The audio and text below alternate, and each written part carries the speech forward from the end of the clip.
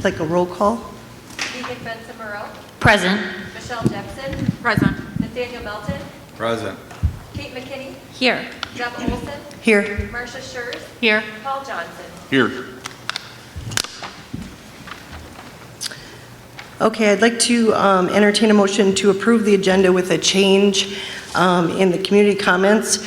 We are going to drop the requirements for the sign-in sheet for this meeting only tonight, and they will come after the presentation of the 2020-21 back-to-school reopening plan. I'll approve that. I'll second. All those in favor? Aye.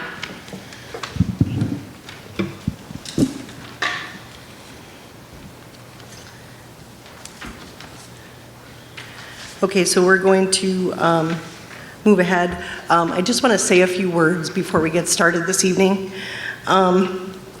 First of all, I want to welcome everyone. There will be an opportunity for public comments, as I said. Please keep in mind that this is a regular board meeting and our board will be asked to take a vote this evening after all of the comments and presentation has been concluded. I ask that everyone remain in your seats during the presentation. We are not going to have a lot of time to field questions during the presentation, but you will have an opportunity to speak afterwards. So we've had a lot of input from administration, state, county, and federal levels, along with, we're especially grateful for all the parent and staff input on tonight's presentation. So with that, I'd like to turn it over to Dr. Aslan to begin the presentation.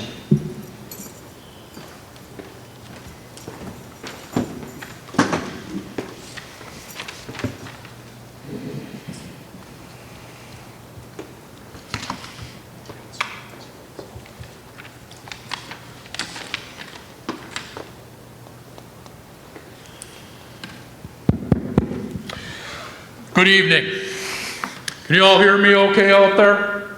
Good, thank you, thank you. Great to have you here this evening. Thank you for coming out as we roll out the rails reopening plan for the 2020-2021 school year. So as we put this plan together, a couple of things. First of all, we're very confident that the upcoming school year will be a school year like none other than any of us have experienced in our lifetimes. The goals for the school year are keeping our students and staff as safe as we can, supporting the social and emotional, as well as mental health needs of our students and our staff, providing meaningful and relevant learning experiences for each child so that they grow, progress, and achieve. Focus resources on meeting the unique needs of each student and work in partnership with parents and families and the community to support students. And plan for changes in local health conditions by developing flexible school schedules that support in-person and remote-only learning environments. So, health and safety planning factors, there are a lot. Nationwide and statewide trends will be important, but the most critical information for our planning and operations is what's happening locally and in our region. Now we know at this point that Washburn County sits at a moderate on the DHS scale, the Department of Health Services scale. In Burnett County, the other county in our school district, was downgraded to low today. We also know that the counties around us, Polk, Barron, Douglas, and Bayfield, are at a high level, and that Sawyer County sits at a moderate level at this point. Federal, state, and local guidance will continue to be revised as conditions change. And I will tell you, and this is probably not news to any of you, but it changes about daily. So those conditions will change as we go forward. Decision making on levels that were in school, and when levels change, will be made by the school board. And that'll be with input from administration, health staff, local medical advisors, the county health department. We'll also have state guidance from the Department of Public Instruction and the Department of Health Services when determining levels of operation. We know that state or local orders are going to supersede district practices, but only when they are orders, not when they're suggestions or guidelines. An uptick in local infection rates could require changes to operations or even a closure. A low level of infections or a sustained downward trend of infections supports changes to operations where we'd be in school face-to-face more frequently. And here's a big one. Building plans that'll provide for infection control and mitigation. You're going to hear all kinds of things about plans tonight, but really and truly, the hard work will come after the board has taken a vote on what format will come back in.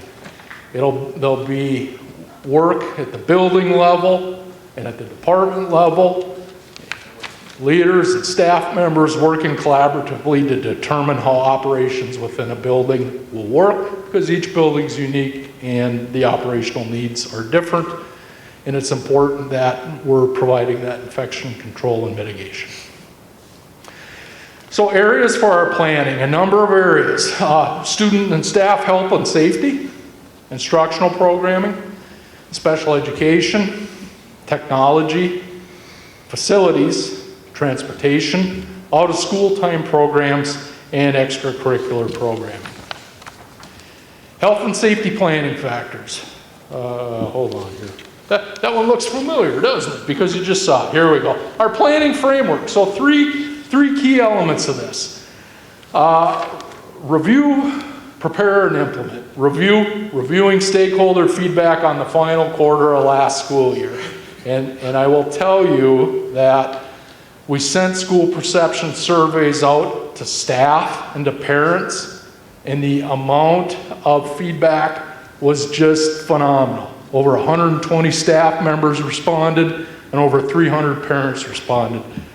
The parent comments alone, when consolidated, were over 120 pages. So some excellent feedback, and we appreciate that, and just know that that has been key information in this planning.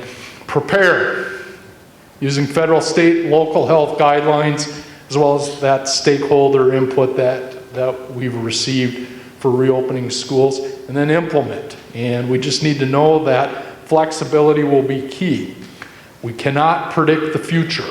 So we have plans to roll into the school year. We know that we'll periodically need to review, and that adjustments will be made as the situation changes.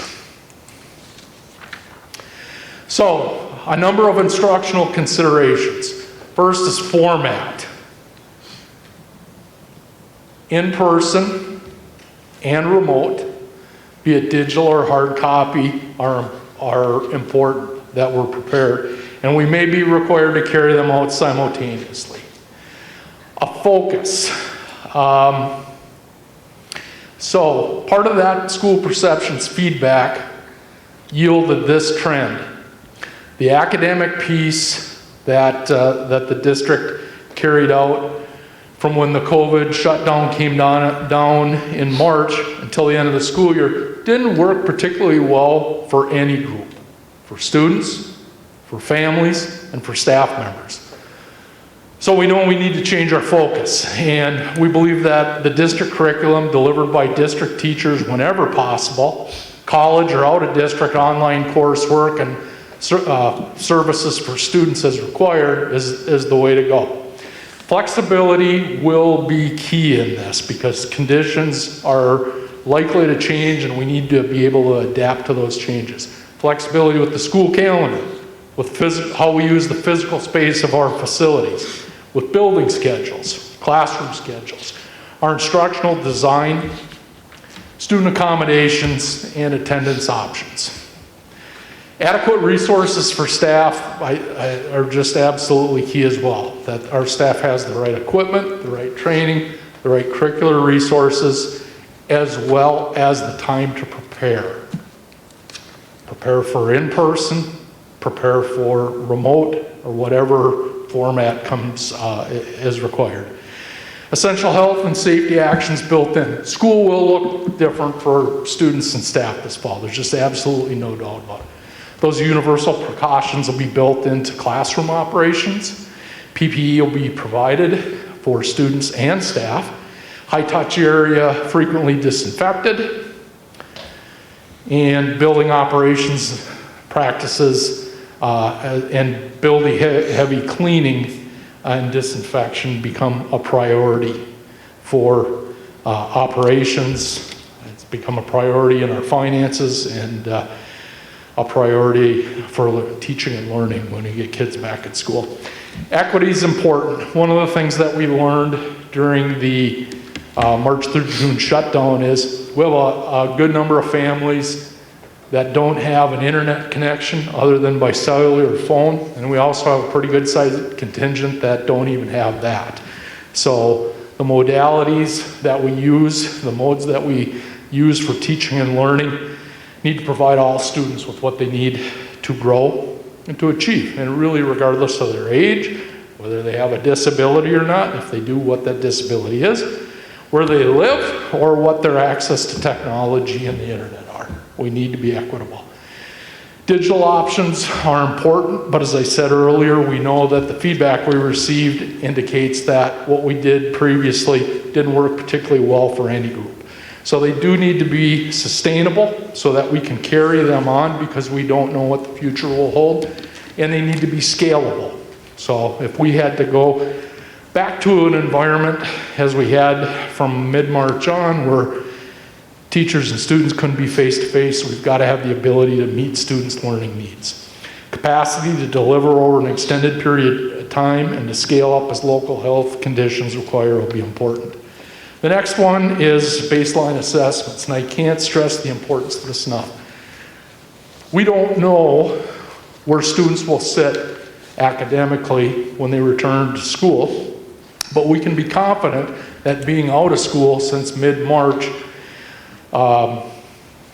in all likelihood has an impact. So we're going to work to determine each student's level of academic performance right away in the fall, teaching and learning, and then it'll be based on student needs moving forward. And the last one of these considerations is the social, emotional, and mental health. Support will be absolutely critical after being away from school since March, and in some cases, for some students, that may have to take a priority over learning as we work to stabilize those students so that they can learn and progress. And our community partnerships will be key in that.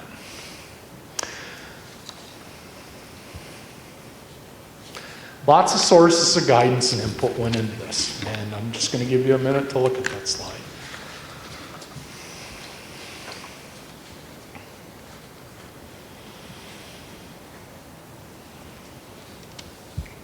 So the plan, it's a 4-level plan ranging from level 1 that would have school look a lot like it looked back in February of this year, ranging up to level 4 where school would have some similarities to what it looked like mid-March and beyond this year. So level 1, just kind of a quick overview, we'd have each student in school for learning each day. Universal hygiene and social distancing measures in effect, no specific changes to transportation routes and procedures.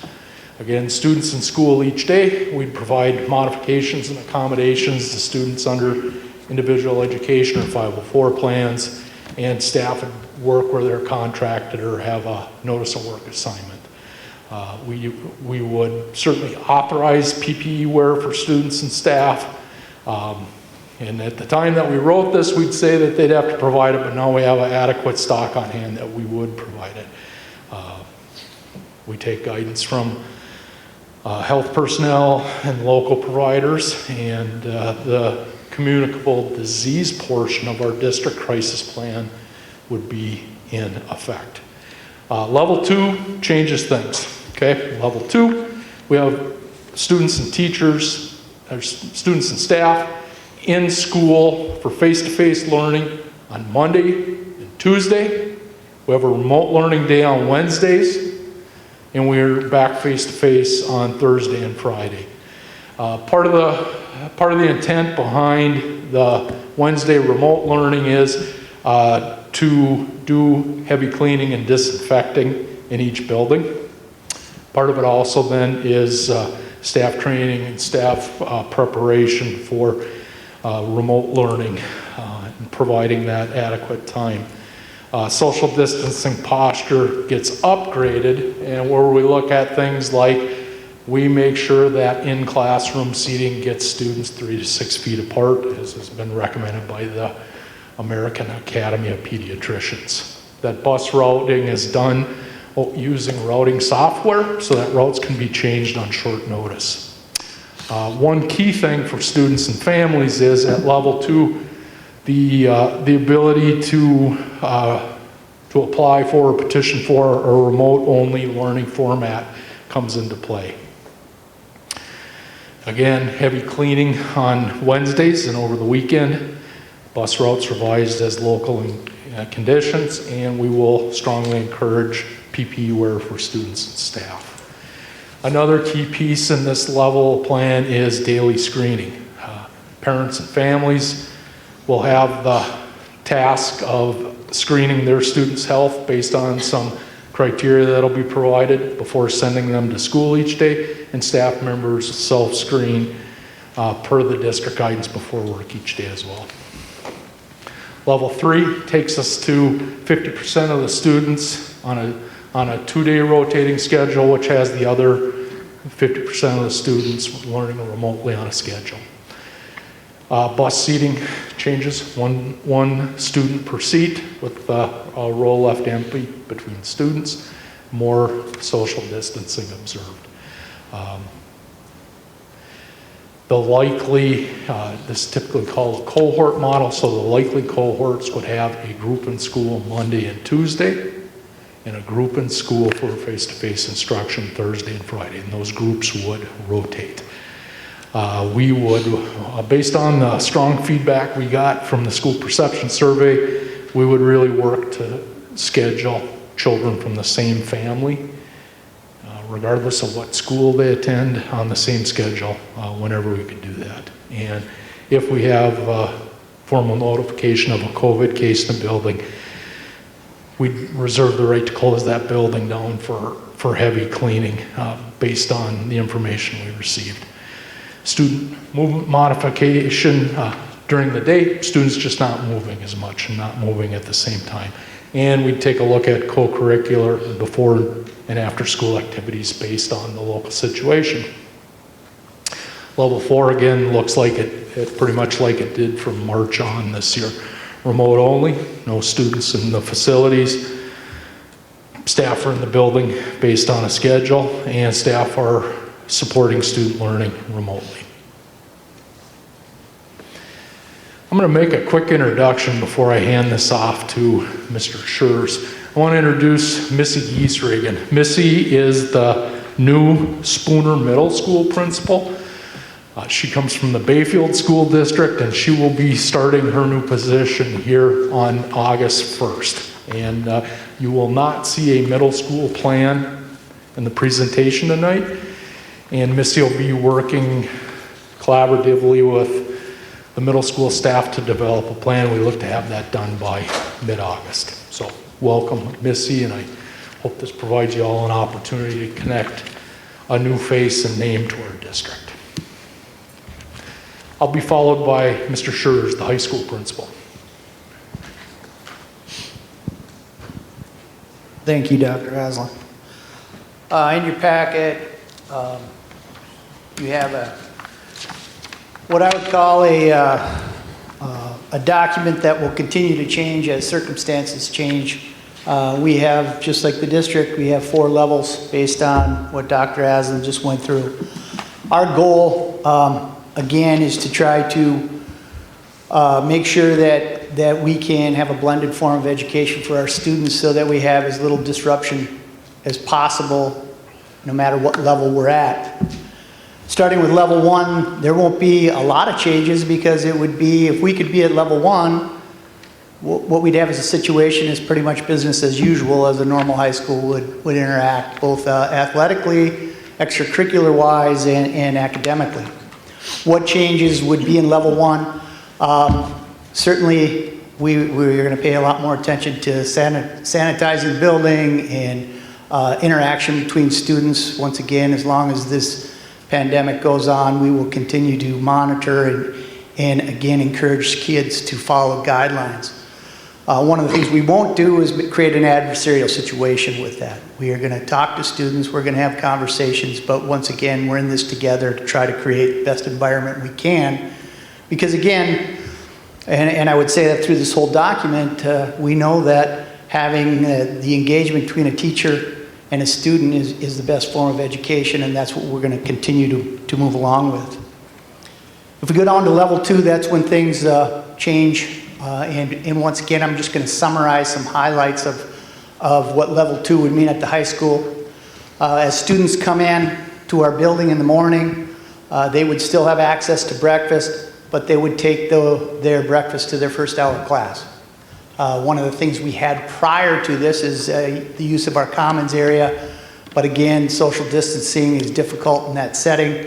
So students would go get their breakfast and head right to first hour class. Along with that, our building would not open until staff got there, and that is at 7:45, so that classrooms are open, students can get their breakfast, and our school day would start at 8 o'clock as it normally does. Hey, Mr. Schurz, can you advance the slides so people can see this? I can do that. Thank you. That was too far. Look at that. Okay. Couple other things. We will go to a split lunch period, which really will be a benefit in the sense that we will combine Rails time with lunch. So in the middle of our day, we would have an hour, probably an hour and 10 minutes with passing time, where the first half hour would be a student's lunch. The second would be our opportunity to support them academically, and teachers would have the same kind of a process. So what we would do is be able to split and be in a situation where we have half the normal amount of students in our commons area, once again encouraging that social distancing model. And again, we are going to work with staff, look at passing times and the things that we need to do. We may, depending on the circumstances, create alternative forms of passing between classes, so that we can once again continue to social distance. Outside of that, in level 2, once again, we already really have experimented with developing cohorts, A and B model, where if we did go to the next level, which is level 3, we would be able to have half the students in our building. Keeping in mind, if we are at level 2, we still have 400 people in this building at any given time, and again, it makes social distancing a little more difficult. So as we move into level 3, the objective here is basically based on the circumstances that exist in the counties that we're in. We would have half the students in the building at a time. We would continue to have the split lunch. We would continue to enter the building the same way, and again, try to restrict movement as much as possible. And the other factor is, and just like any, I believe any well-run building, we would have as much structure as possible to make sure students are engaged through that process, so that they're, again, we have a little more control of that social distancing. So when we go to, like I say, level 3 in this point, we would have an A-B group. We would try to pair the A-B groups with their siblings, if they happen to have siblings that are in the elementary and the middle school. The example would be, let's say you were cohort A, you would attend school Monday, Tuesday, and if you were B, you would attend school Thursday, Friday, and we would try to get peers of each level matched up as well. Once again, all of these things are based on circumstances, can't change, and again, part of the thing I want you to understand as well is we have a lot of dialoguing to do as a staff. The leadership team at the high school has been meeting, and we will continue to meet until the school year starts to make sure that we know what the latest information is and that we're all prepared to do our job the best way we can. Because the bottom line is our students are the critical part of what we do, and we want to make sure we're giving them every access they can get in their education. Level 4 is the online process, which again, we will be much more or certainly better equipped to start the school year than we were at the end or the middle of March when none of us knew this was coming. So we've been continuing to prepare a blended model. We also, as Dr. Aslan mentioned, there's some positive sides to this on the high school level. We're going to be able to really focus on trying to meet the individual needs of each student. So if we have students that need to have maybe a mixture of face-to-face or online, we can accommodate those things. So again, we're going to try to make sure we look at the individual student and try to create the best model for each student as we can as we move through this process, keeping in mind our goal is safety. So that in general is the direction we're headed at the high school. Can you flip the slide, please? Yep, sure. Sorry. That's okay. Whoop, wrong way. We'll go that way. No, we'll keep going. Where is 3 and 4? Right there. Thank Yep. you. Is it? Well, then that wasn't. Go ahead. Thanks, Dennis. Let's see if we can get there. There we go. All right, welcome everyone. Try not to reiterate a number of things. I think there's a lot of similarities when we start taking a look at our different levels. The main thing with level 1, it is truly looking at very similar to what we've been, or the practice that was occurring prior to our closure, having some mingling of students, but the main focus is truly bringing those students in, having more training and opportunity as far as learning how to wash hands, interact with others in a hygienically coherent model. We would still continue with our WIN and music, art, and Phi-Ed, that's a MAPE acronym, where they're going to those different areas and conducting as usual. Making sure that we have PPE available for both students and staff for use during those times. As we move into level 2, the difference that we're going to see there is truly trying to maintain a classroom cohort of nature, where we're not having that mingling in between classrooms. We're trying to maintain classroom integrity as much as possible. This is where we would be switching up most of our MAPE, like our music and art, would be pushing into the classrooms to try to limit some of that movement of students and classes to the common areas. We would have limited use of some of the common areas like our our media center and also our gym, just to limit the amount of interactions and cross-contamination that could occur.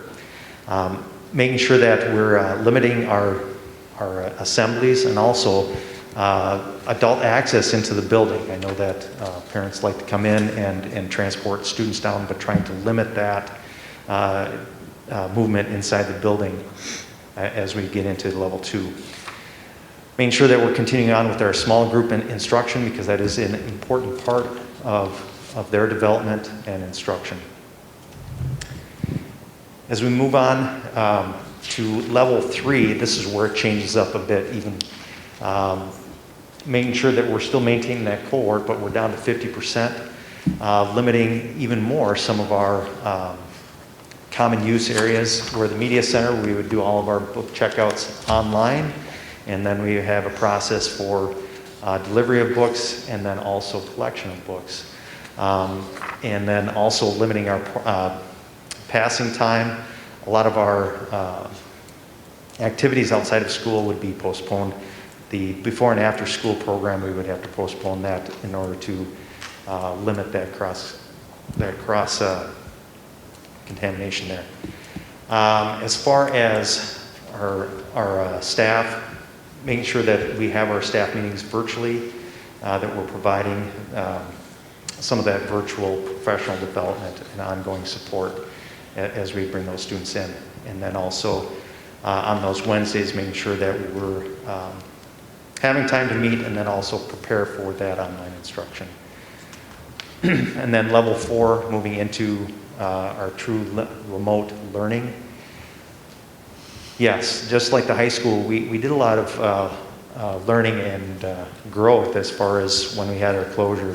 And I think we have a better idea of how we can prepare and be ready to go if we have to move into a more remote session. All right. I'll be followed by Mitch Ham.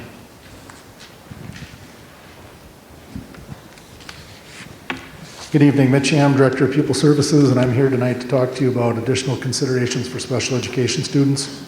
And I'd just like to start by saying that since all of our special education students are general education students first, they would be included in all of the building plans and the district plans that you're seeing tonight as well. However, due to their disability-related needs, they're also entitled to additional special education and related services.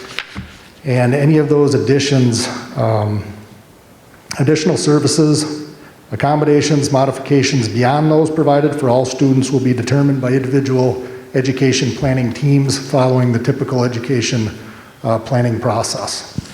In addition, to address any potential regression in skills, individual education planning meetings will be scheduled for all special ed students so that IEP teams can consider additional services that they may need or be required as a result of the impact of the extended school closure. Teams will meet as soon as possible after sufficient data has been collected, and determinations will be made no later than the first 6 months of the 2020-21 school year. Mr. Ham, would you forward the slides, please? Yes.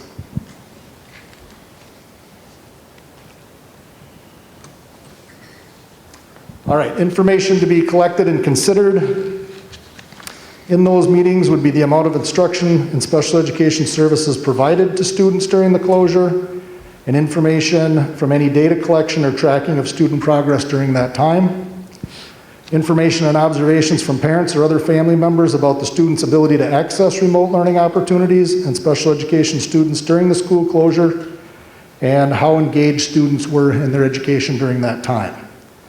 The student's level of academic and functional performance, including levels of performance on all IEP goals prior to the school closure as compared to their functional performance and academic performance at this time. The student's progress in the general education curriculum in comparison to their age and grade level peers. And finally, the student's prior need, if there was any, for extended school year services, and information about the student's previous ability to recoup skills and make progress after extended breaks in instruction. Those would be such things such as summer break or over the holiday breaks. In addition, the district will also consider whether additional services are required for our special education students who graduated with a regular high school diploma or who turned 21 during the extended school closure.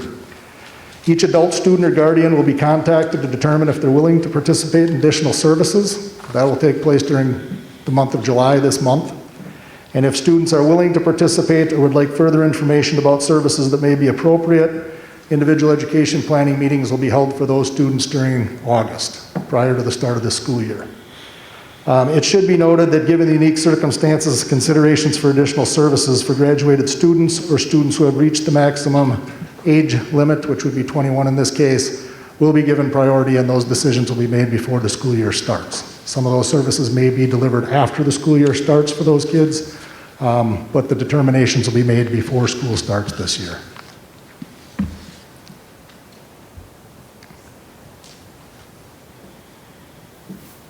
Mr. Miller?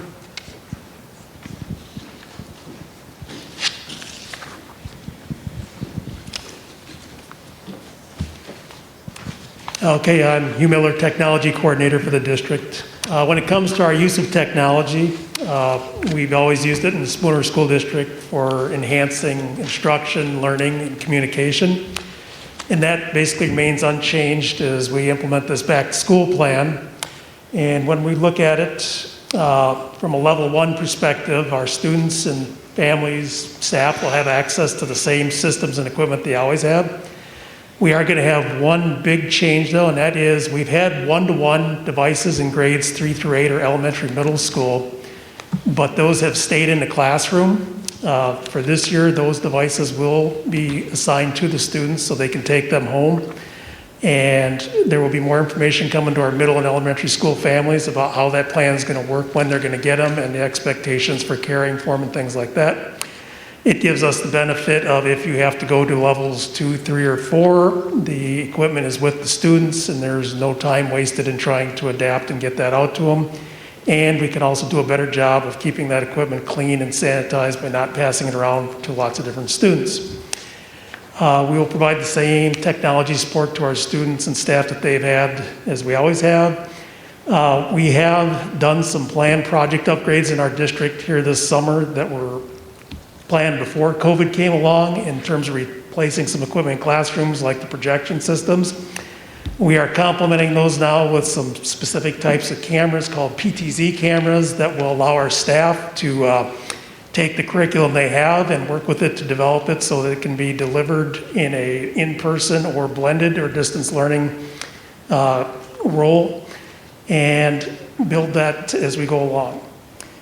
If we have to move to level 2, we'll have that learning at home or remote learning day, in which case the one-to-one program kind of kicks in to use that technology to access curriculum, instructors and things of that nature.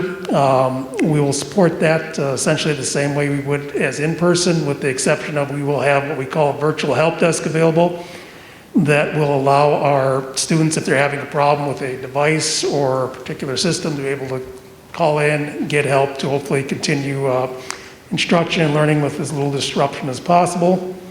We will also be looking to work with families that either cannot afford or just do not have access to internet across our school district, looking to find different ways to fulfill that need, whether it be through hotspots we provide or locations where they can go to make connections to get access to the instruction or curriculum they need, and finally just do things that are using the devices in an offline format.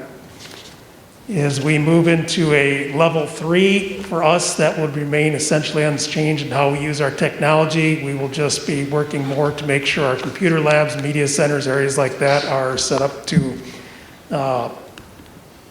reduced student sizes in those facilities for social distancing and that purposes. If we have to go to a level 4 where that remote learning is taking place all the time, students and families will have the Chromebooks as the primary device to use.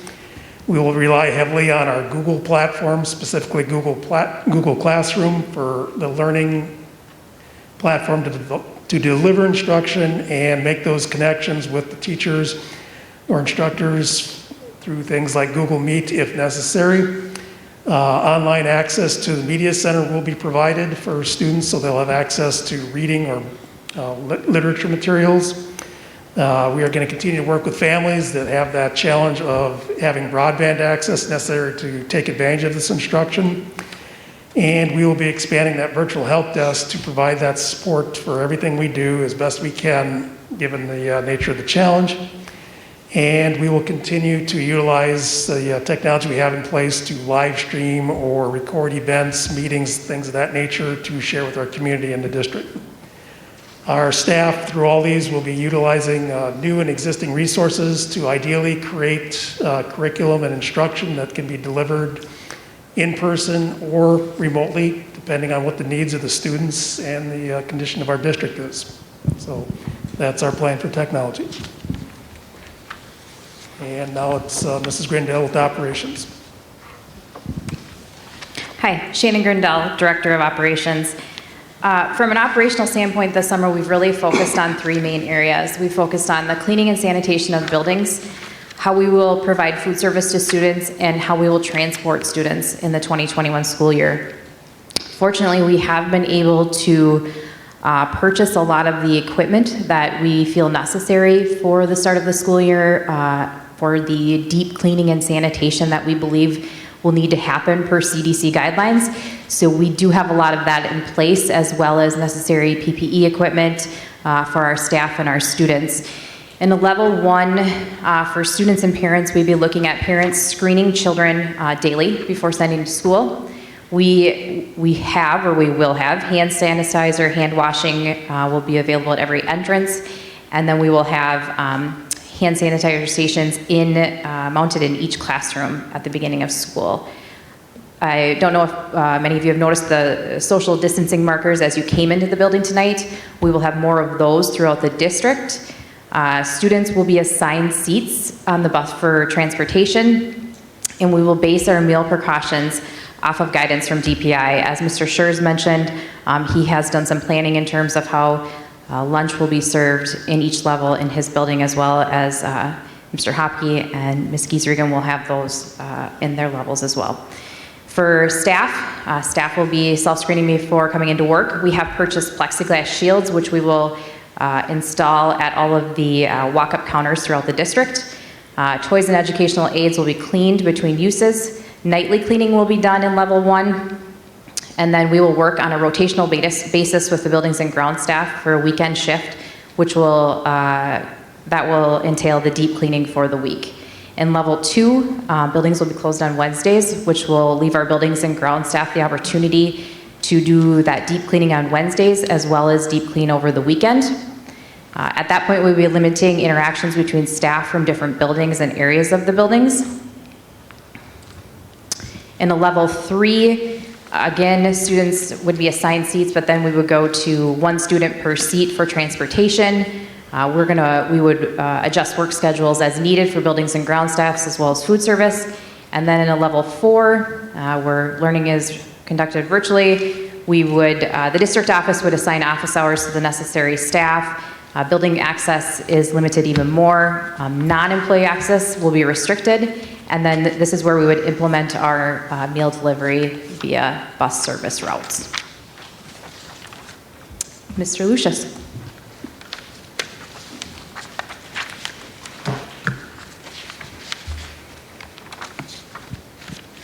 Good evening, everybody. My name is Matt Lucius. I'm the athletic director for the Spooner School District. Tonight, I'll be talking to you about our plan for opening up our gyms, for open gyms and things like that for students to be coming back into our building. This is not about what's going to happen with fall sports, are fall sports going to happen, when are they going to start, things like this. This is more about getting students back into our building and things like that.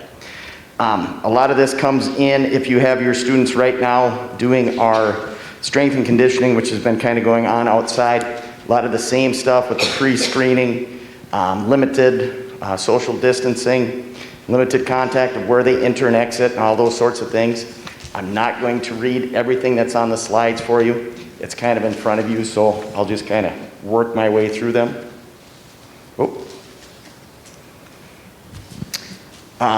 Once again, kind of like with the parental of coming back into school, it's the same thing. Parents should be checking temperatures of students before they're coming in for open gyms. There's a coach-athlete symptom checklist, which is very similar to what we use for checking into the schools that we have right now. That would continue. Right now, when we first were looking at this, we were at the low risk level. Every Wednesday they put out where we are at. We moved into moderate last week. So right now, basically that limits up to 10 people in the gym at a time. The size of our gym with the dividing curtain may be to the point where we could divide that gym and actually have 2 gyms going on. Because of the size of our gym, still have to get a hard answer on that one. Once again, you can see where it says we're going to come in through the west doors by the weight room. We're going to be limited to just basically the gym and the commons bathrooms, limit 1 person. Hand sanitizer, cleaning supplies, everything will be right in hand in the gym for the coaches to use and the students to use. Once again, you'll see all the stuff with practice of good hygiene. You know, it's really interesting. We had the graduation here last Thursday. And if any of you are here, how the world has changed. And you thought maybe this might be like a real pain. But it really kind of ran smoothly because people are understanding about social distancing and about hygiene and things like that. So that's good because I think it'll help even when the school year starts to kind of run a little smoother. Cleaning and disinfecting. Like I said, we will have sanitizing stuff for the coaches, everything available for them. Athletes must bring their own clothing in. We'll pull 1 bench out. They'll be 6 feet apart. There will be no going into the showers or into the locker rooms. If somebody were to forget bottle or water. I will have bottled water and coolers for them because we do have to, one of the things we have to do is shut down the water fountains, so we can't have that at all. We can't be sharing clothing, towels, we can't be sharing other equipment and things like that. Open gym schedule.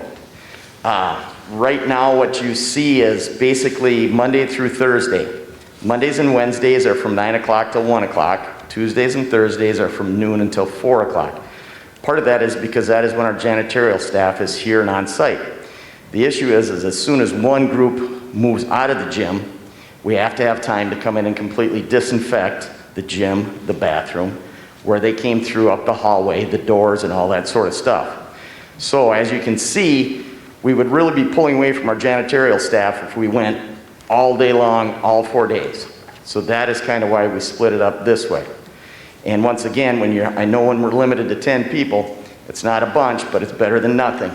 And the other thing too is hopefully we can divide that gym into 2 and then get 2 groups in there at one time. And basically that's all I have.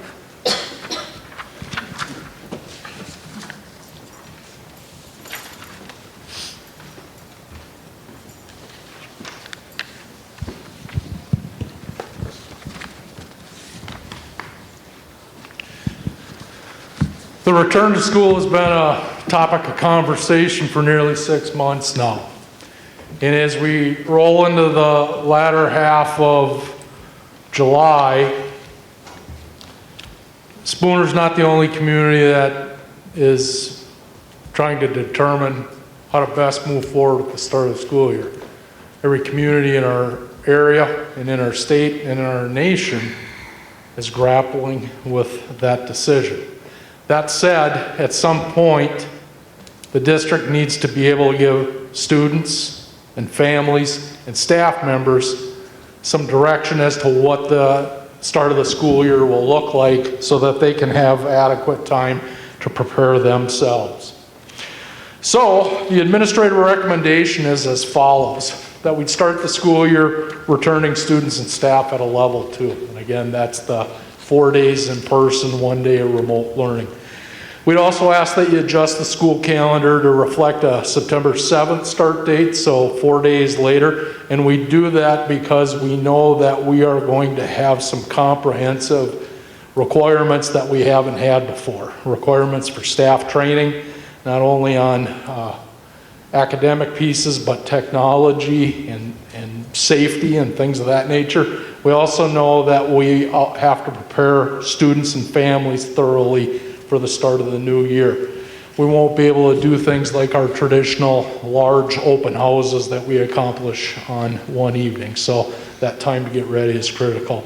Lastly, we recommend that review the guidance and local health conditions at the October Committee of the Whole meeting and revise operational level based on that situation. So that's the administrative recommendation.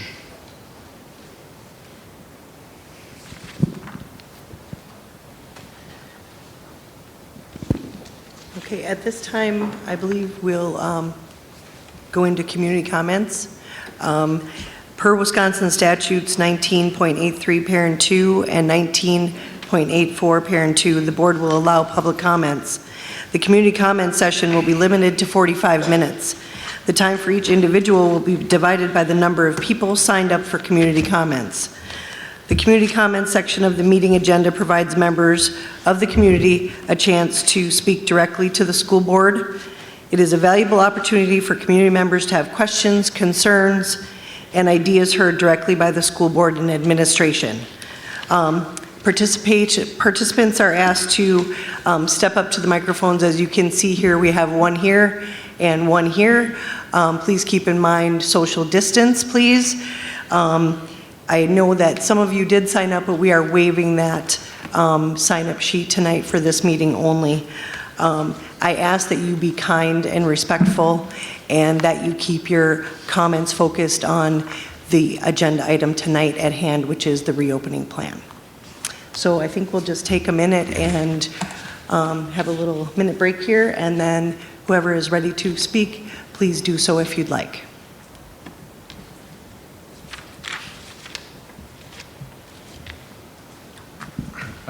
Just real quick, I think there'd be a correction to the second bullet point. 7th is actually on Labor Day, so I'm assuming you're meaning the 8th? Yeah, yes. Just Yes. small typo, just, thank you.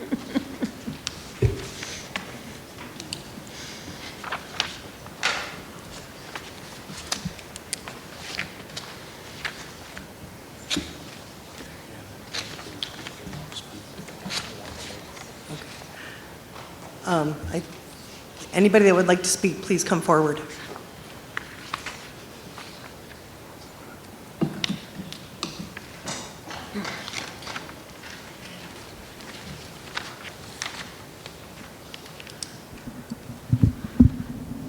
I touched this. I sanitized my hands. Lord, thank you very much. Thank you for the work that you put into this plan. My understanding then is that it's going to be level 2, is that correct? A level 2 start. That is the recommendation, and once we take a vote, then that will be. Okay.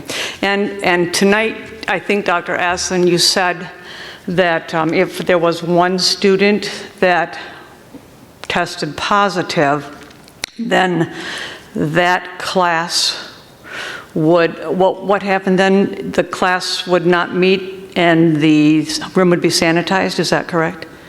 No, it's not. What I said is that we reserve the right to close individual buildings down the day following a confirmed case of a student or staff member having COVID, and it'd really be based on the situation. Perfect. Okay, I just wanted to clarify that because I misunderstood that.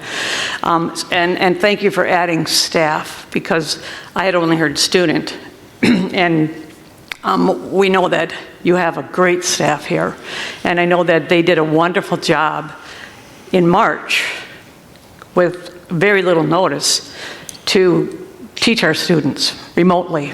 And I don't think that anyone was prepared for that. So thank you for that. The other thing is, what accommodation do you have for staff that is compromised or have family members that are compromised? I didn't see that in your plan. Yep. So that's one of the pieces that will still be developed in the time between tonight and when school starts. We're getting guidance from our district's attorney on that, and we have put a note out to staff already, seeking those that have some concerns or some conditions as we start to look at the new year, and we'll be working on a individual basis with those staff members as we go forward. Okay, thank you. Thank you very much. By the way, I'm Karen Sorensen, and I come from the township of Boshaw. Thank you. Thank you. Thanks,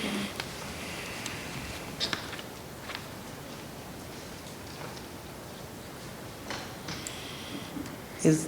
Does anyone else want to speak? This is your opportunity.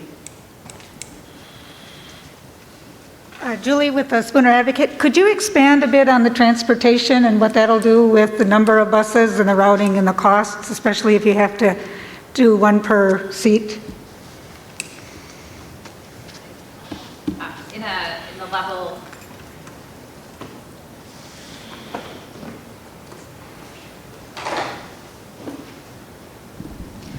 we don't anticipate changes in that level 2 where we would start. So from a routing standpoint, they would remain the same. We possibly might add in one route depending on what our numbers are. And when we bump up to that level 3 where we have to do that spacing, that's when we start looking at adding in those bus routes. And we have a contingency for money in the budget for any added expenses for a transportation route that would happen. And are there enough buses? I'm going to defer that to Mrs. Kuski, and that's not something that we've gone over at the time, because again, we need to know the numbers first. And so once we have the numbers of students that are actually riding for the 2021 school year, then we would go back and look at how many of those buses would be needed. We do believe that our ridership will be down in 2021. Does that help?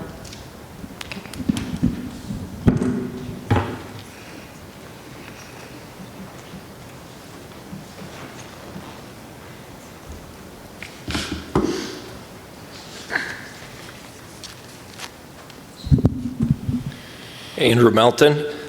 First of all, just like Karen said, I want to thank you guys for serving on the board. It's not an easy task, especially in last year and this year.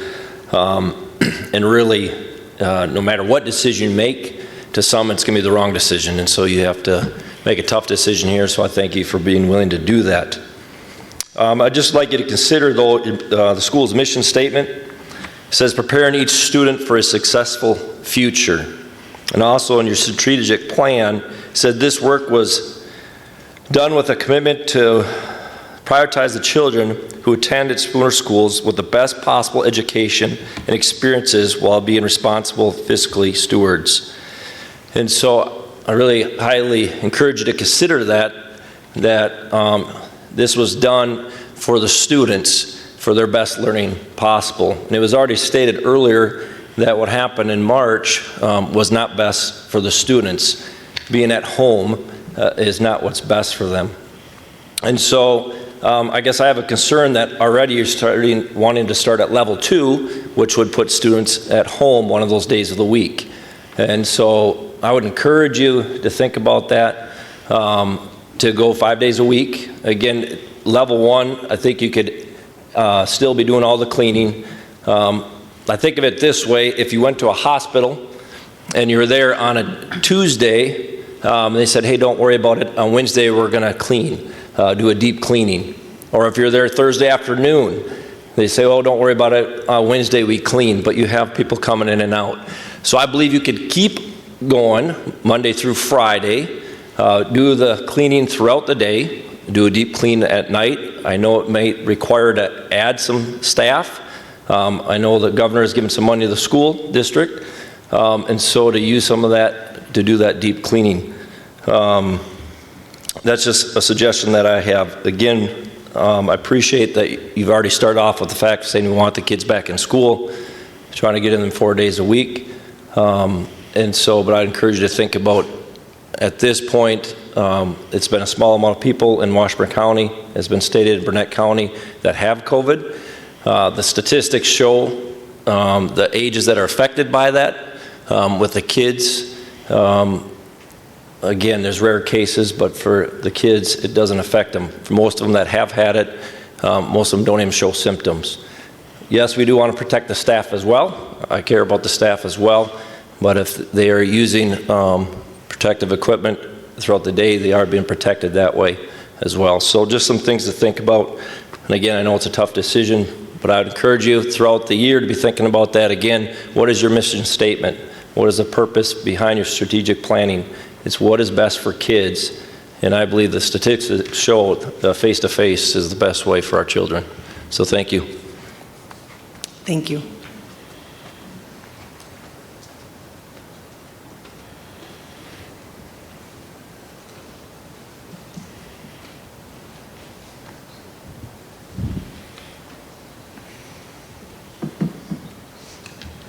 Hi, everybody. I'm Jonna Klein. I just have a quick question, and I don't think it was on the slide, but because of the lighting, it was hard to read. Starting at a level 2, what would get us to a level 1? Is that if we're under low, or how do we get to a level 1 is my question. Yeah, so really based on the situation, and I'm sorry that you couldn't see the slide well. What we would say is if we've seen a significant downtick in exposures, or we've had a prolonged period where the number of cases haven't increased, then that would be, working with the county health officer, that'd be where the board would be in a position to say, hey, we'll go back to level 1. Could you clarify that? Because if the board wanted to vote tonight for level 1, they could do so, correct? That's correct. Thank you. So Dr. Aslan, what pushed us from 1 to 2? Is it the number of COVID cases in the county, or is there some sort of mathematical equation that the county comes to reach that decision that pushes us from low to medium? 2 active cases versus the total of 7 since we started? Pushed us from low to medium. What's the... So that's certainly a part of it, and as you saw in the slides, we've received a lot of guidance and received input on the plan from a variety of groups, to include the county health officer, our insurance company, and our attorney. Really, part of it as well is, while many people that completed the school perception survey, parents and staff members, want to come to school, there's also a contingent that's got some pretty significant concerns. So our ability to do heavy cleaning and disinfecting a couple times a week is critical. So those would be some pieces that went into that decision. So if we're at 2 active and 7 total, what would be the threshold to go to 3? Well, as I just said, it'd be based on the situation. So to go from 2 to 3 would be just the converse of the answer I gave to Mrs. Klein's question. If we saw a significant uptick in cases, or if we have an uptick in cases in the handful of weeks before school start, and they're not decreasing, then those would be pieces that would be looked at, and would be information used on making a decision to raise a level. Question for you. If a decision's made to go from level... Maybe use your microphones. Is that a board decision every time a level that needs to be changed? That's correct. And state his name and where he's from.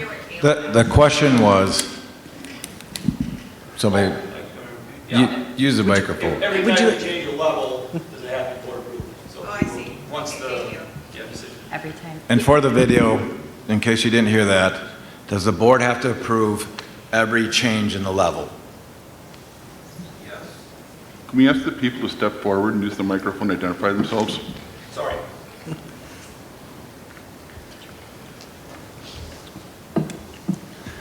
My name is Harold Henriksen from Trigo, and I'm just wondering about the ramifications of any level of operation, 2, 3, or 4. One of the numbers, we know number 1 works fine, but what's the impact to parents who are trying to juggle a schedule with school-age kids? If you're closing 1 day a week, 3 days a week to this family, what are these parents supposed to do? Quit their job just so they can stay home for their kids? I don't understand how this is going to work. And I don't understand how it worked March, April, and May. I mean, what are we causing to this community if you force these families to juggle their kids? I don't know where they're not going to stay home alone, I hope. So I hope you consider that consideration.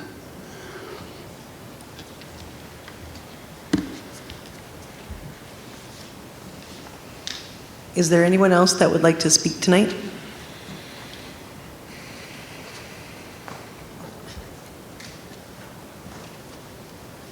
So my name is Nicole Fredrickson. I have a student in elementary, middle school, and high school, so kind of got one of every level. I really appreciate the levels that you guys have done, level 4, level 3, level 2, level 1. My question is, why can't you go family to family and be like, okay, I want to be at a level 1, or I want to be at a level 2, or I want to be at a level 3 or level 4? Because I think that would limit your classroom sizes just based on parents, how they feel about it, whether parents want to keep their kids at home or parents that maybe can't keep their kids at home. Like, to his question, parents, I had to change my complete schedule. I worked from 6 to 2 instead of 8 to 4, and, did school with the kids, and it was really, really hard. And my son really struggled because he has an IEP. So I think it'd be easier if you could have parents maybe decide, hey, I'm comfortable with this level, let's do this for our family.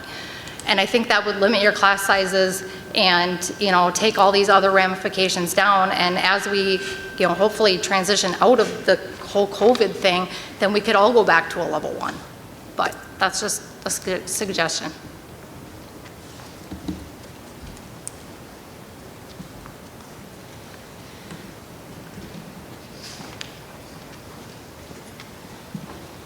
my question actually kind of piggybacked on hers, you know, with the level 1 or with the level 2 or the other levels, and what happens if a parent feels their child can't, that it wouldn't be best for that child to be in the classroom, and yet that's the plan. What would be the options for that? No, fill that one. So as in the presentation, at level 2 and beyond, then the district would provide a remote option for families. And it'd be a application or petition process to have that in place.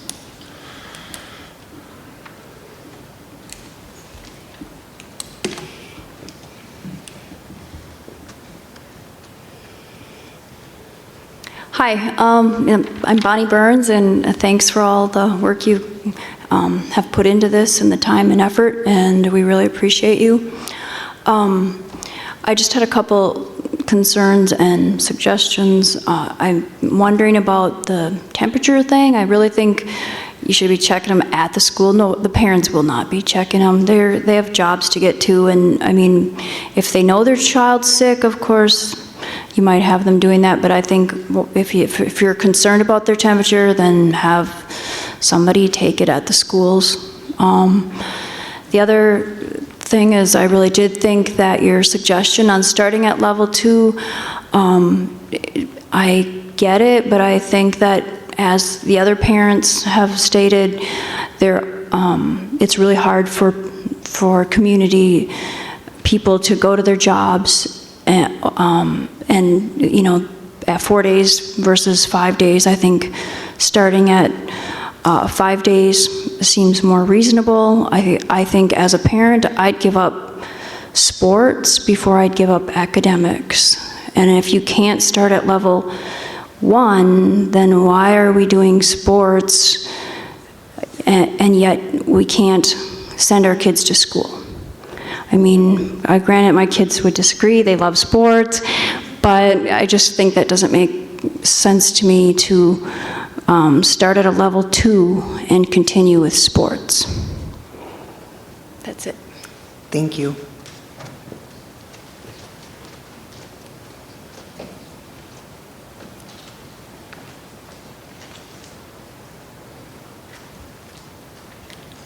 Hello, my name is Christy Alt, and I teach here in Spooner. I'm a 2nd grade teacher. My biggest concern, starting at a level 2, would be us supporting both the students that are face-to-face and the students that are remote learning. So does the district have plans in place for us in terms of prep time? How much support will those families that choose to school remotely or distance learning, how much support is it going to take from us? I know that in the last few years our prep time has dwindled and dwindled, just with district initiatives, and all of those are excellent things that we're participating in, like the PLCs, but I just wonder about the balance of work for me and my home life, in addition to making sure that I'm supporting all of my students.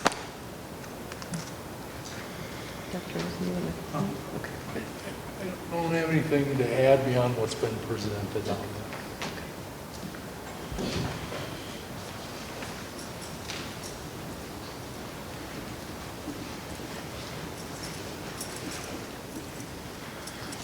Good evening. My name is Laura Prine. I'm from Springbrook. I just wanted to comment starting at a level 2. I have 2 children that are both, they love school, and we live in a remote area. Internet's not, well, it's accessible, but something that would take normally in the classroom 15 minutes, my kids are taking 2 hours for it to load. I had mental breakdowns from 2 kids not being able to complete their assignments. Actually, it was one of my kids' children or teachers, and when he could not participate in the classroom Zoom meeting, he was in tears. And as a parent, I would rather pay $50,000 a year and send my kids to a boarding school somewhere so they get the education they deserve than keep them at home and have them emotionally distraught. Thank you.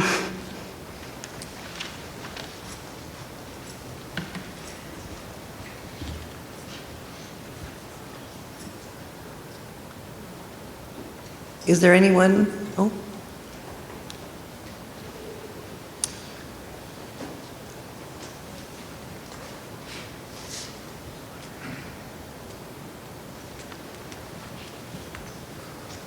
Hi, I'm Bob Thornley from the town of Evergreen. I'm also, I've been a teacher in the district for more than 3 decades, I guess now. And I too want to thank you for all the work that you've put in thinking about these plans and looking at how to proceed. It is a daunting task, I'm sure. And as Mr. Melton said, it doesn't matter what you choose. It's going to be wrong in someone's eyes. And so you're to be applauded for taking on the task. I guess I don't know what the answers are. I know that I want to be in front of kids, and I think kids learn best when they're in front of me. But I don't know if that's the wisest choice. We all know what the trend is right now, and it's not good. We're only at 8 cases in Washburn County, but that's double what we were 10 days ago. Barron County is double what they were at 10 days ago at 84 cases. The trend isn't good nationally or even around us.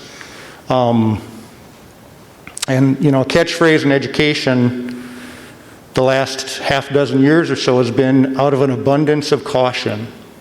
We use that all the time when we shut down school for 6 inches of snow or slippery roads or whatever.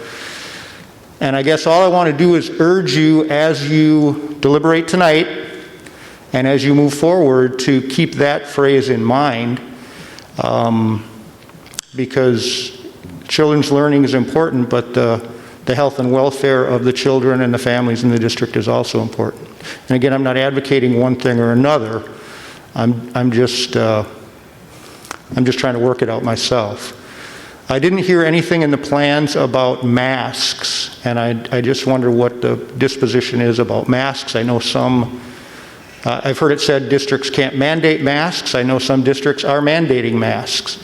And I know every health authority from the CDC on down, the top infectious disease people, epidemiologists say that masks are the #1 way to limit transmission of the disease. So I'm just wondering where we are in terms of mask usage, mandating of masks. I heard the PPE, but I didn't hear masks in the classroom, on the buses.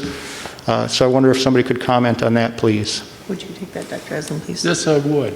So, thanks for that question. We will have adequate mask supplies, face covering supplies on hand to issue each staff member and each student multiple masks and multiple face coverings. What the explanation and the direction we've received from the county is the county board has not issued a mandate to wear masks. So the county health officer is not in a position to do that. As a district, we have a very limited enforcement authority to require people to wear masks. And, some people feel strongly they should wear a mask. There's also people that feel strongly that they should not. We would strongly encourage the wear of them, again, providing multiple face coverings for each student and staff. And that would be the disposition of masks at this point.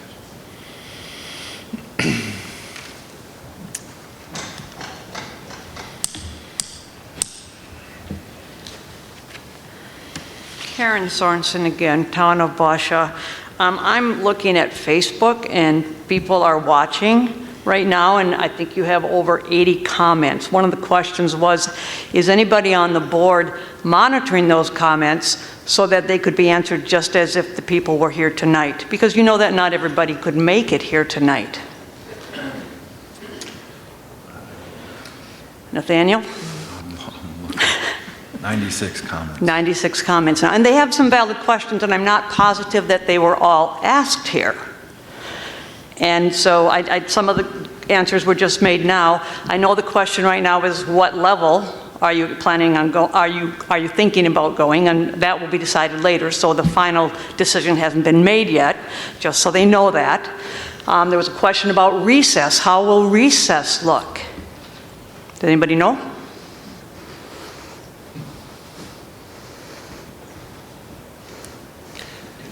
Yeah, so Karen, as you may recall from your time on the board, yeah, we do not monitor Facebook comments as the meeting is underway. You know, that's been a practice that's been in place as long as you've used Facebook Live here, I believe.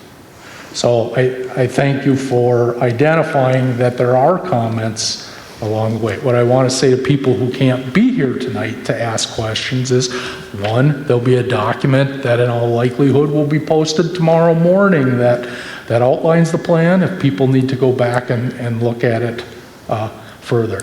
The other piece is people that have questions can contact the district office. Perfect. They can contact the principal in the building where their student goes to get more information on it. So the comment on recess, yes, it has been looked at. That'll be part of there are some recommended guidelines on it, but that'll be part of that planning that staff and leadership will do at the building level in the handful of weeks before school starts to have a plan in place. Perfect, thank you. That's what they need to know, and I appreciate that answer. Thank you. Thank you. And a lot of the questions, not that we're going to address them, a lot of them are questions concerning things that have already been brought up by some of the people here, so that's good. And I would encourage people out there, we are elected officials as a board. The district office, we have a phone, call, email. You want to talk to your board members, that's your right to do, and I would encourage you to do so. And this will be, or is recorded, and so you'll be able to go back, I believe, on the Facebook page.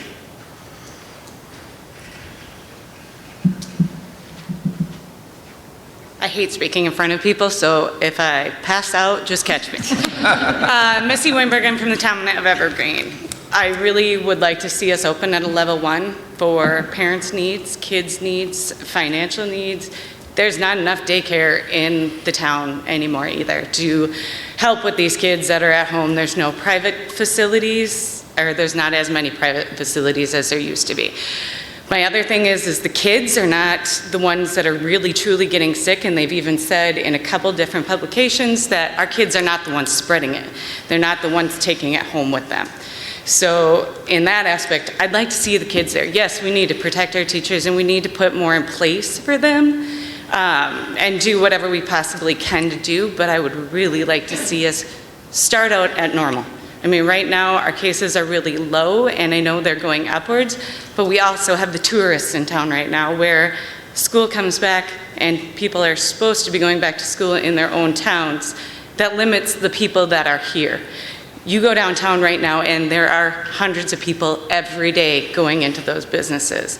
Hopefully once September rolls around and the people are gone, our access or exposure is limited. So those were a few of my concerns, but definitely daycare is a huge thing. My husband and I both work. I don't know what we would do having to stay home. It was a juggling act for the last 3 months. And mentally too, for the kids, they want to be back there. They need to be back there. They need to see their kids. So that's it. Thank you. Thank you.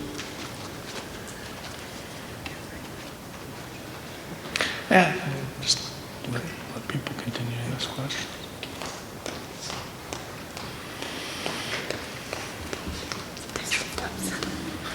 Melissa Smith, Sorona. I am also a teacher here at Spoon Elementary School. I'm not going to advocate one way or another what level. I know the amount of work that has gone into it. I've been part of those conversations. The only thing I would say is Robert Holen stood in that room and he just said, teachers, if you ever need anything, make sure you let us know. We have let our principal know. And so I'm just letting you know that whatever plan we go forward, and I know you'll be supportive, just that we put this planning process forefront. I think Christy had said that about all the other initiatives. They're great. We have awesome initiatives, but whatever plan goes forward with professional development between now and the start of the school, that we really encourage classroom setup, classroom planning, all that kind of stuff, which I know you will, and we've been reassured that, but I guess I just wanted to come out and say that you've always been really proactive about giving us the professional development, but just really making that a really big purpose here, and just making sure we have enough time to plan for all of that, so thanks. Thank you.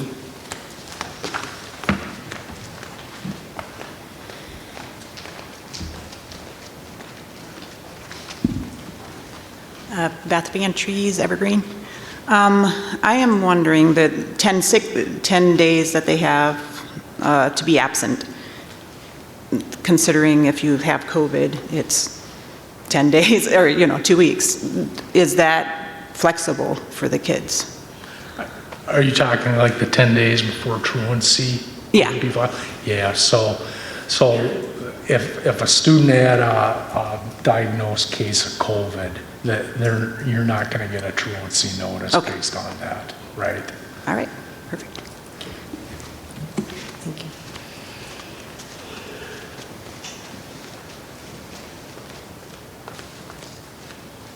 Hi, I'm Lisa Thummel. I teach at the middle school, Town of Trigo. I also have 2 school-age kids. Both will be in the middle school with me next year. I don't envy you guys your position because I don't feel that there is a perfect response, and I feel that everybody is going to have an opinion one way or another. So thank you for all that you are doing. I know you're putting everybody's best interests at heart. In March, when our kids got taken away from us, it was heartbreaking. It was so hard for us to not have those kids with us anymore. And we did everything that we could to reach them over those 3 months. We worked very hard with those students. Even with all of that, I think at my final test that I gave at the end of the year, only 30 out of 75 kids did it, and very few of them did well, and that was with it being a review topic. So I know, and I think everybody in here, all the teachers at home, everybody knows that teachers or kids learn best when they're with their teachers, with people that they know, and they're used to the way things go. Having said that, having bodies in the buildings, we all know it's a cesspool. Like at 2 weeks after we come back at the beginning of the year, everybody gets sick. The attendance lists go huge for people who are absent.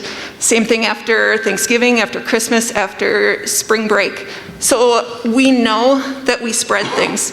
The latest research I read said that kids 10 and younger have a much lower spreading rate. So that's great for our elementary schools. Middle schools and high schools, it's all the same spread rate that adults have. So considering that, if a kid in the middle school or high school or even elementary gets sick and they have to be quarantined for that 14 days, does the entire group have to be quarantined? Do the teachers have to be quarantined? Does that go against our sick leave? There's a lot of different aspects that I think need to be considered. I know parents of elementary school kids were panicking in March. So having those kids away from the school in March, what do they do? How do they balance that? And yet at the same time, and that's huge, I'm not diminishing that. That was a huge deal for a lot of my friends.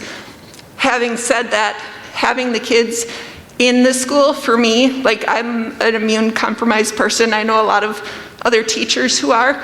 I just feel that there's a lot of things to consider with staffing, with the students, and with how many bodies are actually there and together. And I just want to make sure that we have all of the things that we need. Somebody mentioned deep cleaning every night. If it's possible to do that deep cleaning every night, that would be amazing. Having all the teachers have the cleaning supplies, I have no doubt that all of that stuff is already in the works. I just wanted to bring it up. Like I said, I have no idea what the right answer is here, but I think considering the staff, considering the kids, considering the parents who have to work, all important avenues, and just remembering kids learn best when they're with us, but we need to keep them safe and make sure that their families are safe too. Thank you.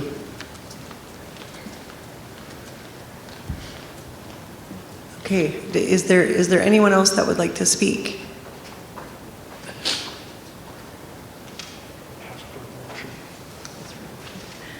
Okay, I'm going to ask that I entertain a motion to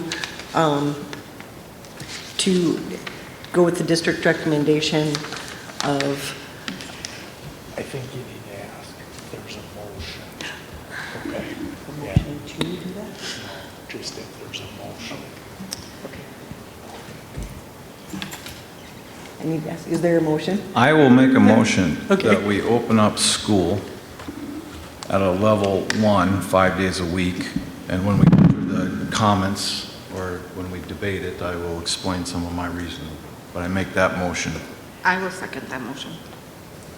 Okay, is there any discussion? So with that discussion, I think, first of all, I want to thank our administration and the leaders in the school, because if you read the news, every week, everything changes. And you're trying to make a change on shifting sand, and that's almost impossible. So I appreciate all the work, the recommendations, all the planning, all the calls, and I know it's like an impossible task, and I know that it's impossible to please everybody, but I appreciate the questions that were asked by teachers and parents. The reason I believe that 5 days a week is like what many of the comments were, is that I know with working with kids with over 20 years of experience that this, for a lot of our kids in our school district, is one of the most healthiest place for some of our kids in the school district. Some of the best learning. And so when I look at our mission statement, our strategic plan, we have worked, and when I say we, I really mean the staff and the people from Spooner Area School District have worked their butts off to continue to work and provide some of the best education that we can provide. And continue to do that. I know what happened last spring. We lost. We went back, as some have said, and it's difficult. And trying to do remote learning and all of that stuff makes it an almost impossible task. I understand if you hear from a lot of parents, and I've heard from some parents, mentally these last few months, you're ready for school to start so some of your kids can get back into routine and learning and stay busy. And our school provides a lot of those options, and I think it's important. We have some of the best maintenance staff. I'm proud of our maintenance staff. They keep our buildings awesome. I have no doubt that they will do what they need to do, and personally, I would support if we have to add more maintenance, if we have to offer overtime, whatever we have to do to make sure that in a 5-day setting, that we keep things as clean as possible and make everybody a part of that responsibility, from teachers, from kids, from staff, to maintenance. And I believe that it's a mission that is possible. And I believe that by providing masks, encouraging people to bring their own masks, to do that, I think that's a great idea. I think it's a wonderful idea to give it as an option. Again, one thing that I'm concerned about is trying to give every family a choice. I believe that would be great in a perfect world, but that would, if I was an educator, that would be almost impossible to try to balance that thing. And there will be some cases that will have to be unique, I'm sure. And I know that the right people will handle those. I'm confident of that if we so go with this and it is approved. But I believe that we go with one option, and it won't fit everybody's needs. I understand that, but that's what I believe. Right now, we don't have to reinvent the wheel. Right now, we have a lot of businesses and people who have been working out there with a lot of the same concerns, fears. People coming in your businesses and downtown, like was mentioned, and businesses and business practices, and how do we handle like time off, some of those issues. There are going to be some resources because other people have already had to deal with it and how to best do that. And I know that it will be a challenging thing, but I believe that we can do that because others are already doing that for the last 3, 4, 6 months. I also would like to point out that Washburn County has 8 confirmed cases the entire time that we've had this, from the way I understand. So the percentage of our population, which is a report I just got today, is 0.05%. 0.05. It's very, very low. Even if we make a decision, regardless of what we make, we know that CDC, any choices could supersede this, WIAA could change some things, and so we can make our best option tonight with whatever we do, but that could be changed tomorrow or next week. And so that's why I recommend 5 days, because I think it's the best for our kids. I understand it's going to be challenging, but we have some awesome people in this school district and we've worked so hard to get so far, and I'm confident it's a challenge that we can take. And if it were to change, I'll be the first person. If we get like crazy cases, I'll be one of the first persons to say, hey, we got to change this. We got to go to a different level. It is what it is. So those are my comments of why I believe and made that motion to have 5 days a week. Thank you. I have a couple of comments and questions regarding level 1. On the Rails reopening plan, it doesn't mention any choice within level 1, that there would be a petition for remote-only learning. That comes at level 2, correct? That's correct. I think choosing one option and expecting all district students to be in the building 5 days a week would have some very detrimental financial implications to the district. And the number of people in here tonight, I felt like the most common thread that I was hearing was that we would like to see kids in school 5 days a week. But looking at the parent survey as well as the staff survey, it didn't read that way, that we had many parents who don't want to have their kids in school at all. We had the wide spectrum. So for us to choose no choice for families, I feel like could be very bad. I'm not saying that having a choice of 5 days in is wrong, but is it doable to have our students in school 5 days a week with a petition for families for remote only in that setting? I can speak to that. Yeah, so you heard some really poignant comments from Mrs. Alt and Mrs. Smith tonight, and I'm going to tell you something. Nobody cares for kids and families like the Spooner staff cares for kids and families. And people did their absolute level best, and there's all kinds of examples of how staff went the extra mile for kids and families from March on to the end of June. That said, it is not a realistic expectation that our teachers would teach all day and then have to teach remotely at night. That's just not a realistic expectation. We've analyzed purchasing curricular experiences from other vendors and other school districts, and it's just not financially sustainable. And I think whatever decision you'll make as a board tonight, you do need to take the long view, that this is not a Band-Aid to get the school year started, but we have an obligation to prepare each student for a successful future today and 6 months from now and 3 years from now. So I ask that you keep those insights in mind. If we choose level 1, that does not include any remote learning options for families, we will have a number of families choose to unenroll from the district and choose to either homeschool or enroll their students in another district, which would be bad for our district. I would add to that, I've heard the other way as well,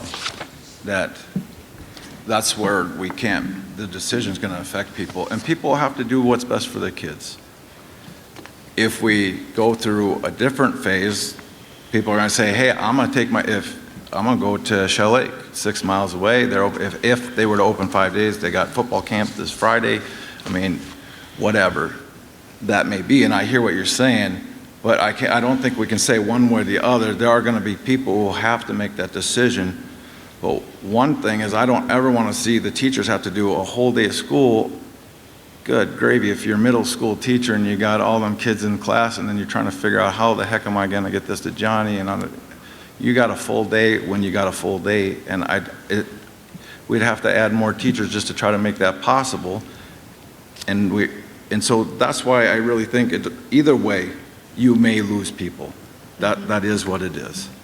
And that's tough, and I don't want that, but we'll have to leave that up to parents, because either way, it could potentially impact us.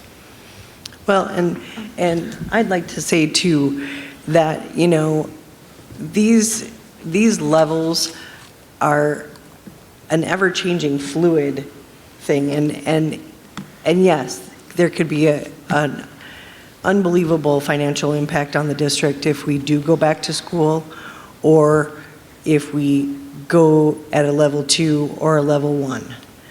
But the bottom line is, no matter what decision we make here tonight, that doesn't necessarily mean that it's going to look that way 2 weeks from now or 3 weeks from now. So I understand that everyone has an opinion as to whether, financially it's sound for your family to, for your kids to be in school 5 days a week. I realize the daycare ramifications. I also realize that our teachers are one of the best teachers in this area, and that they would give anything to be back in front of their children, and I get that. But we also need to make sure that we know, under any circumstance, that at any given time, this could be moot point. So I understand what everybody is saying. I understand that everybody's passionate about the way they feel, whether it's level 1, level 2, level 3, or level 4. Our administration has done an amazing job putting all of these facts together for us, and letting us hear those facts. All of the building level admins doing what they can to make sure that this is best for everyone.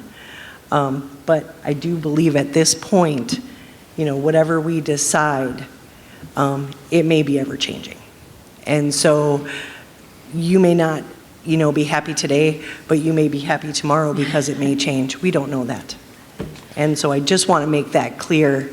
No matter what we decide tonight, this is an ever-changing, fluid situation. We have some information from the surveys that we've collected, and we know that at least about 10% would choose the virtual option when we return to school. So if we were to go with 5 days a week and no virtual option, we know that, and that was months ago that information was gathered. So I think we would have more than 10% who would be looking for other options, and that would not be a good thing for our students, for our teachers, for our district. I believe that offering more options is a better choice for us. Paul, go ahead. I guess first I'd like to say thank you to our wonderful educators, our staff, administration, and this board. We're all sitting here having to do something that none of us ever expected when we became members of a school board, and that's to decide the future health of our students. We don't know the long-term effects of what COVID does to children. We don't know if it's going to damage their lungs if we put them in a school and it gets around in the school and we have to quarantine classrooms and it spreads through our school, and we would be sitting in our thoughts wondering, why did we allow our students in this position? We don't know enough about this virus to make such a decision. I want to protect our students. I'm concerned about our staff that may or may not feel comfortable coming into this situation. We have to look at it and say children may be asymptomatic. I spoke yesterday with our healthcare nurse in Washburn County, and she was saying that taking temperatures is not necessarily an indicator of a person that's got COVID. So if we want to start checking temperatures as they come in the building, you can do it. You might weed out some of them, but you're not going to stop it from happening. I'm concerned about students that would pick it up. I think that going to a level 1 is as careless as you can be. That's like covering your eyes and pretending it's not happening. This is happening around the state, around the country, and we got to look at what others have done and mistakes they've made. Back in June, when some of those states opened up, they're spiking right now and shutting down again. They learned. We need to learn from that. If we look at Barron County, that's got 80 cases against our 8, that's our neighbor. And we are living in a time where people are moving back and forth constantly. Many of those visitors that are coming here from out of state, that are coming to here this weekend, are going back home. When they go back to Minneapolis, and 2 weeks from now, they go to their health department and have to report that they've got COVID. Minneapolis doesn't come back and report to Washburn County that that person was up here. So the numbers we're getting are not accurate. We don't know how many people are exposed as they come back and forth, and we need to think about our entire community. History, I think, is a good predictor of the future. So look at what those southern states did that pretended nothing was happening, and look at where they're at today. When I look at the guidelines we're given, I sat this afternoon and looked up. The Center for Disease Control, about 2 weeks ago, had an outline for opening schools. It was then pulled back. And then they said they were going to rewrite it. Then they said they weren't going to rewrite it. Then they're going to say they're going to have it out at the end of the week. And they didn't. They still didn't have it out. When you look at schools for the Centers for Disease Control, their most recent update is back in May. They've done nothing. So we're not getting good data from them. We're not getting good guidance from them. When I talked to Sherry Nichols last night from the health department, her concern was that, how do you distance students on a school bus? And what do you do once you have a case, a confirmed case in your school? And I asked her that question. And she stated that the entire classroom, including the teacher, would be quarantined for 14 days. The entire school bus that the student rode on that day would be in quarantine for 14 days. I don't think we have enough school buses or room to keep them 6 feet apart, like the guidelines are calling. So if we're already going into this and willing to say, we don't need to follow the 6 foot distance, we're willing to sacrifice and take our chances, I'm a little concerned about that. I'm also concerned about the school perception survey that was used, and we're putting a large emphasis on that. Because that was done months ago. That was back in the beginning of this. That was back before we had all these cases in this country. I mean, right now we've lost 2.5 times the number of dead in the Vietnam War to this COVID virus that we still don't have a cure for. We don't know what we're dealing with here. And people are just willing to say, let's forget about it and take our chances. I think we should go to level 4, not only against number 1, we need to go to number 4 until we know what we're dealing with. I understand what the community needs. I understand the economy of our country. But I also understand that we're dealing with children. And we don't know how this is going to affect them. Is there going to be some permanent scarring, permanent lung damage? We don't know. And people can say, children are not being affected. Well, that's right, because they're all staying home. It's a little, put them into the Petri dish and see what happens now. And I don't want to take that chance. Okay. I'm not willing to do it. And our focus right now is the motion at hand, level 1. Well, just because I made the motion, I just want to make it very clear that I love our kids and I love our staff and I love our people. And 2 people in our entire county, 0.05%. That is factual and real numbers. We can't ignore the fact, though, based upon, again, the staff and the parent survey, that they want choice. That was 3 months. It was 3 months ago, and I think based upon the numbers and the trends that we're seeing across the country, those are changing. And I'm not going to sit here and guess as to what people are thinking, but based upon the data that we have, we know that people want choice. And I agree, students need to be in this building. I want them here every single day. But if we can't allow choice to our families, then level 2 seems like a down the middle option. It's going to give families choice. It's going to allow our staff some extra planning time. And I acknowledge both of the teachers that spoke tonight. We've asked a lot of you over the last couple of years, and you guys have rose to the challenge, and we appreciate it. And we will not ignore your request of meeting that time. We're asking a lot of you. And the flexibility that we're expecting from our teachers as well as our building and ground staff is astronomical. And we can't thank you enough. You are the ones who are on the front line having to deal with this and figure it out. My question, I guess, would be to, looking at the extra deep cleaning and such in level 2, are we prepared as far as staffing goes with our buildings and ground crew to be able to meet those demands? They're already super busy and keeping up with what we already have on a normal level. But the motion is level 1. Yes, the motion at hand is level 1, correct. Shannon, would you like to field that? I can, Kate, was the question, be able to do a level 1 cleaning of every night, or be equipped to do the deep cleaning on Wednesdays and then deep cleaning over the weekend? I guess if I don't want to, I guess, get us away from the motion of level 1, I guess my understanding would be that we would be prepared to do our level 1 cleaning, because within here it doesn't expand upon what our cleaning recommendations would be drastically. In level 2, it does. And within level 2, are we staffed adequately on our buildings and ground to be able to meet those demands, the extra demands of cleaning? At a level 2, we are currently staffed enough to do a deep cleaning on Wednesdays and over the weekend, with that rotational staff member working on a Saturday. At a level 1, we are not equipped to do a deep clean with our buildings and ground staff each night in each building. And would we financially be able to support adding that if the motion level 1 were to pass?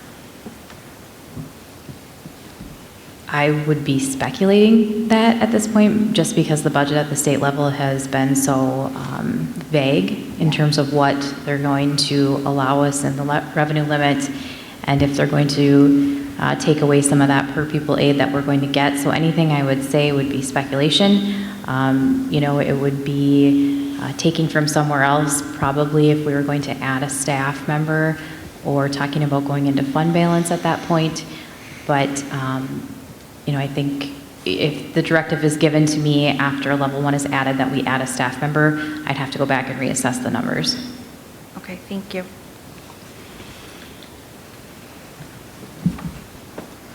Is there any further discussion?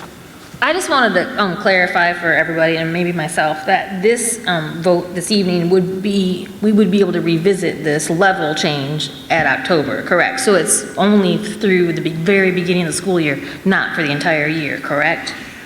That is correct, and I believe that if there was a change in cases and/or information, we would then again meet and discuss that, and that would change. Is that correct, Dr. Aslan? correct?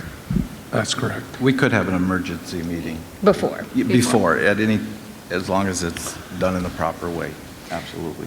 The thing is that if we were to pass the level 1 tonight, families would have to make the decision prior to the start of the school year, how and where they would like to receive education,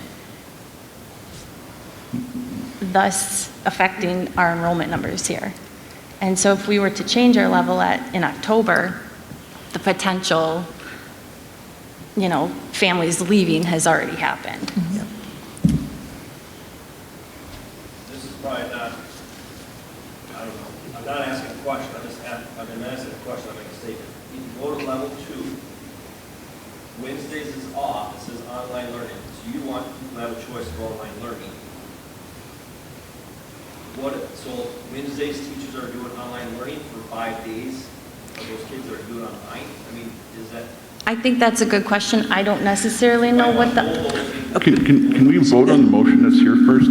Yeah, our community comments portion of this meeting is not in effect right now, so thank you for your comment, but we need to really focus on the motion at hand right here at this point.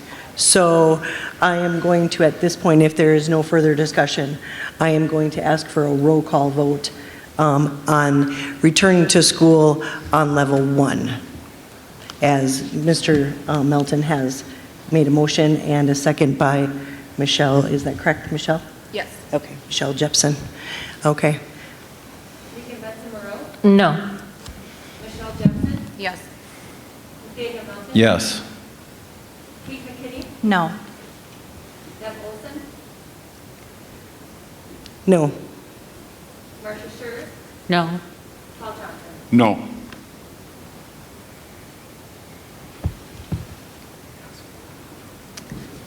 Is there another motion on the floor?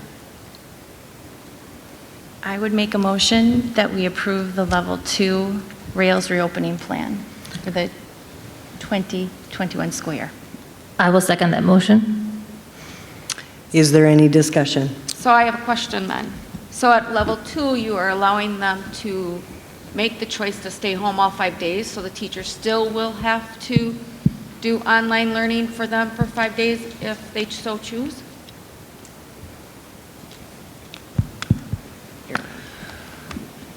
So there, at that level, the plan calls for the ability for parents to petition or apply to have their student have a remote-only option. So the Wednesday, when students are not in school, is tabbed as a remote learning day. It's not necessarily an online learning day. It's a remote learning day. It could be online. It could be materials that students have taken home. Could be work that's been downloaded before they've left the school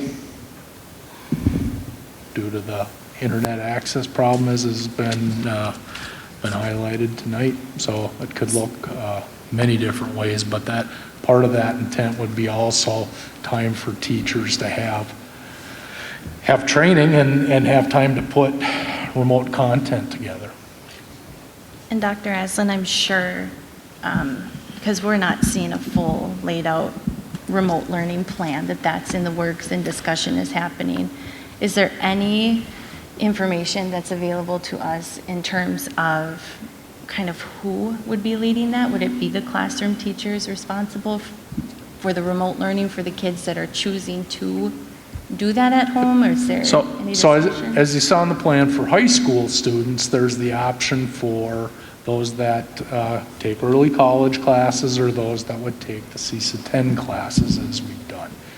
And you know, it's likely that we would have some teachers in the high school who would also provide some content. At the middle and the elementary schools, then we would look at our teachers developing and providing that content.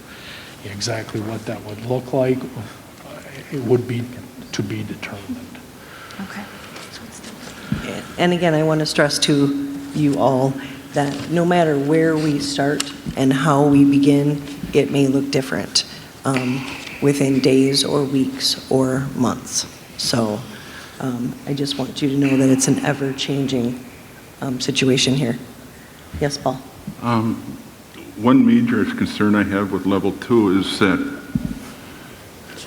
there is no social distancing in transportation of our students. It's not being addressed. It's the normal bus ride. And level 3 at least is social distancing students on the bus. So we're not even following our own county guidelines in the transportation. Is that being addressed? Are we or not following the guidelines? Just let me know. That's not a bad point, Paul, and I agree with you on that. There are some questions that I still have with level 2 regarding, can we do it safely? Do we have the space in the classrooms that we can social distance our kids? Do we have space on the buses? Do we have all these things? And it is unknown. And there is kind of a social experiment aspect of it. But again, based upon the data, which I've been really committed to on this board in an education setting to make decisions based on data, our school perceptions survey and staff, we need to have the kids in the building as much as we can. And a lot is unknown. To me, it's a compromise where we have the kids here as much as we can. We're allowing families choices because there will be many families that choose to stay home and do that remote learning. So I agree, Paul. There's a big unknown within that level, within all of them. My concern is if it's data, 0.05%. We have not had in Washburn County, with almost every state in the union coming through Spooner, 0.05%. That's the data, that's the facts. If it changes, I would understand. It's not changed for 6 months. When you say, oh, we doubled from 1 to 2. I'm sorry, that doesn't concern me. It's concerning the disease, the pandemic. I get it. I take it seriously. But 0.05%, American Pediatric Association came out strongly saying it is so important for kids to be back in school for their mental and health and well-being. Most abuse cases are not reported outside they're reported from school members and school teachers and people. We live in a very financial challenging district where we know kids will not get 0 on a Wednesday. That's not theory, that is facts. We have parents that are mentally stressed out. It's beyond them to help them learn and teach, and they want them back to school. People have come here tonight, factual, come here tonight, said we want our kids in school 5 days a week. That's facts.